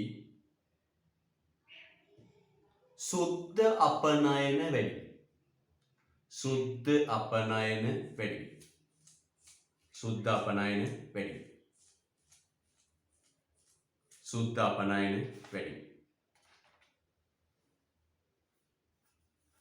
right සුද්ධ අපනයන වැඩි රත් වෙන ලියුක බලන්න අපනයන වැඩි වී ආනයන අඩු වී සුද්ධ අපනයන වැඩි සුද්ධ අපනයන වැඩි හොඳයි right මේකයි දාන්න මේ කොටසයි මේකයි දාන්න කටුවට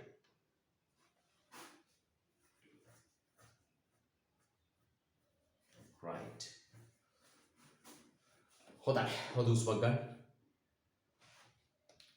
පුතේ නම් පොඩ්ඩක් එලාම් එක තියලා හොඳේ ඉරිදායි සමුදායි අඟහරුවාදායි දවස් තුනේ ඉන්න මේ දවස්වල පේපර් ඉතාම වටිනා පේපර් මම මේ පේපර් වල හැංගවිච්ච රහසක් තියෙනවා මේකට එන්න පුතේ වීඩියෝ එක බලනකොට වඩා හොඳයි එන්න උදේ පාන්දරට එන්න හිස් බලන්න මේ විෂය දාගන්න පැහැදිලිද කොමාරි කොට යන්න පුතේ හරිද තේරෙනවනේ මේ හැමදේම කරේ පුතා ගැන හිතලා හරි ලියන්න බැරුණානේ අපනයන වැඩි වී ආනයන අඩු වී සුද්ධ අපනයන ඉහළයි අපනයන වැඩි වී ආනයන අඩු වී සුද්ධ අපනයන ඉහළ යයි අපනයන වැඩි වී ආනයන අඩු වී සුද්ධ අපනයන ඉහළ යයි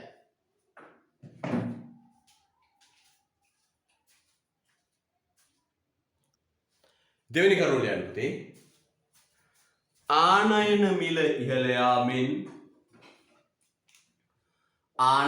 ඉහළ යාමෙන්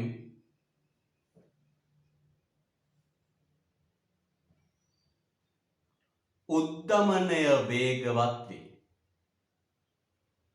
ආනයන මිල ඉහළ යාමෙන් උද්ධමනය වේගවත් වේ.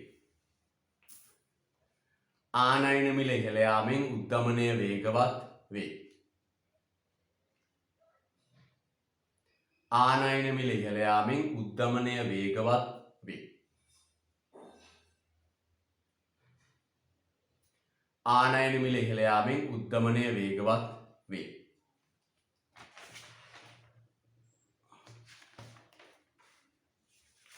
ආනයන මිල ඉහළ යාමෙන් උද්ධමනය වේගවත් වේ.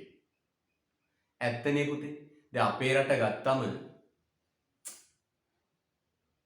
උදේට නැගිටලා බොන කිරිපිටියකේ ඉඳලා රැට පත්තු කළා ඇඳ යටින් තියෙන මදුරු කොයිල් එක දක්වා එදිනෙදා ජීවිතයේ බහුතරයක් භාණ්ඩ ආනයනය කරන්නේ. පැහැදිලිද? ආනයනය කරන. ඔය මෙසේජ් දාන්න මතක්. ආනයනය කරනවා. ඒතර අන්න බලන්න අපේ රටේ වර්තමාන වෙනදී සියලු ආනයනික භාණ්ඩවල මිල ඉහළ යනවා. ඩොලර් එකක් වටන ඇපල් ගෙඩිය 200 ඉඳලා 250ට වැඩි වෙනවා.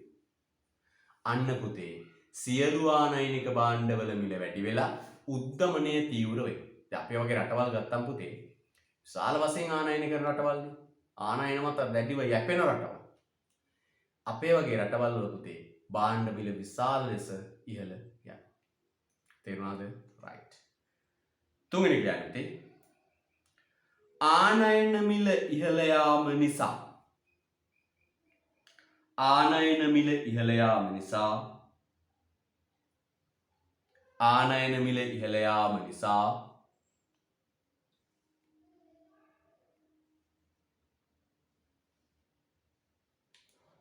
ආනයන මිල ඉහළ යාම නිසා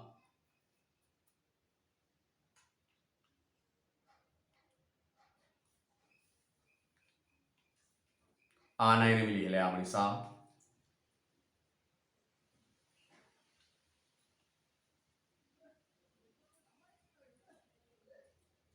ආනයන යෙදවුම් මත ආනයන මිල ඉහළ යාම නිසා ආනයන යෙදවුම් මත ආනයන යෙදවුම් මත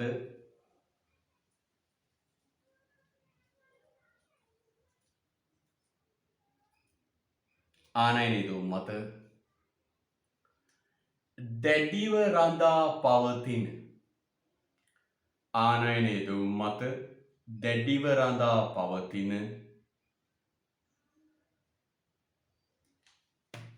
ආනයන යෙදවුම් මත දැඩිව රඳා පවතින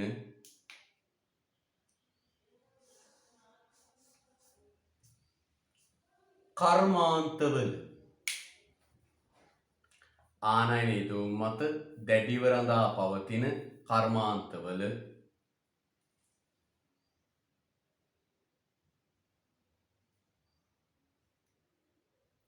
නිෂ්පාදන පිරිවැය ඉහළ යනවා. ආනයන යෙදවුම් මත දැඩිව රඳා පවතින කර්මාන්තවල නිෂ්පාදන පිරිවැය ඉහළ යනවා. ආනයන යෙදවුම් මත දැඩිව රඳා පවතින කර්මාන්තවල නිෂ්පාදන පිරිවැය ඉහළ යනවා. කොහොමද කියන්නේ? ආනයන යෙදවුම් මත දැඩිව රඳා පවතින කර්මාන්තවල නිෂ්පාදන පිරිවැය ඉහළ යනවා. right. ආනයන යෙදවුම් මත දැඩිව රඳා පවතින කර්මාන්තවල නිෂ්පාදන පිරිවැය ඉහළ යනවා. මේ බලන්න හොඳට. දැන් ඇඟලුම් කර්මාන්තේ ගත්තම් පුතේ සියල්ල ආනයනය කරනවා. ඇඟලුම් කර්මාන්තයේ සියලු යෙදවුම් ආනයනය කරනවා. සියලු යෙදවුම් ආනයනය කරනවා. මෙහෙන් ගන්න ශ්‍රමය විතරයි. ශ්‍රමය භූමිය විතරයි. ප්‍රාග්ධනවත්කම් ඇඳුම් මේ අමුද්‍රව්‍ය ඔක්කොම ගෙන්නවා. ඒ වගේ කර්මාන්තවල පිරිවැය වැඩි වෙනවා. ආනයනික යෙදවුම් බල එදා රුපියල් 200ට ගෙනපු රෙදි කෑල්ල අද 250යි. එදා 200ට ගෙනාපු රෙදි කෑල්ල අද 250යි. සියලු ආනයනික යෙදවුම් වල මිල ඉහළයි. ආනයනික යෙදවුම් වල මිල ඉහළ ගියාම පුතේ නිෂ්පාදන පිරිවැය මොකද වෙන්නේ? වැඩි වෙනවා. හරිද? right. ඊළඟ ලියන්න පුතේ. විදේශ ණය සේවා වියදම් ඉහළ යාම. විදේශ ණය සේවා වියදම් ඉහළ යාම. විදේශ ණය සේවා වියදම් ඉහළ යාම.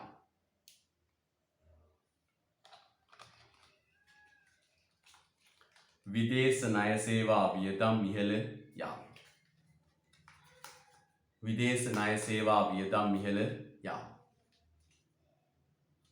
විදේශ ණය සේවා වියදම් ඉහළ යාම. විදේශ ණය සේවා වියදම් ඉහළ යාම. දැන් බලන්න කොහොමද ගනිපු ණයවලට ගෙවන්න උනාම බලන්න. 200ට ගනිපු ණය ගෙවන්න ගියාම 250. හොඳ වැඩේ. ගනිපු ණය බලන්නකෝ.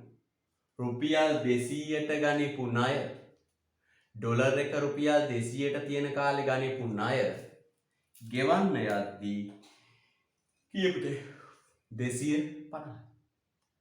200ට තිබිච්ච කාලේ ගනිපුවා ගෙවන්න යද්දී 250. පොලියට අමතරව රුපියල් 50ක් ගෙවන්න.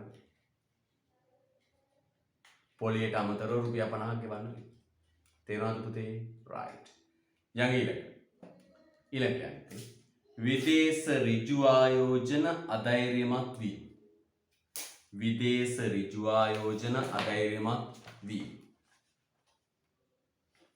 විදේශ ඍජු ආයෝජන අධෛර්යමත් වීම. පැහැදිලිද? විදේශ ඍජු ආයෝජන අධෛර්යමත් වීම. විදේශ ඍජු ආයෝජන අධෛර්යමත් වීම.